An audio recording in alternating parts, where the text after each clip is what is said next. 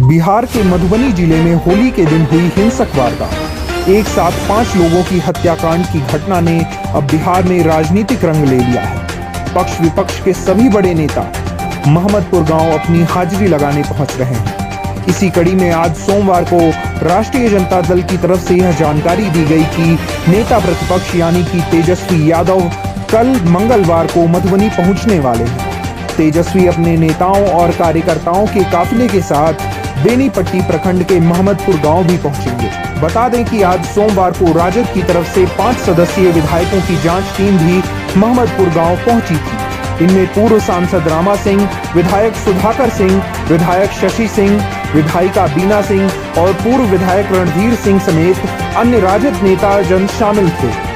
राजद प्रतिनिधिमंडल ने पीड़ित परिवार से मिल उन्हें न्याय दिलाने का आश्वासन दिया और सहायता के तौर पर 1 लाख रुपए का चेक भी दिया है।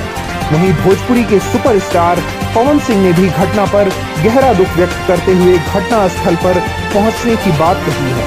अनुमान लगाया जा रहा है कि कल यानी कि मंगलवार को पवन सिंह भी महमदपुर गांव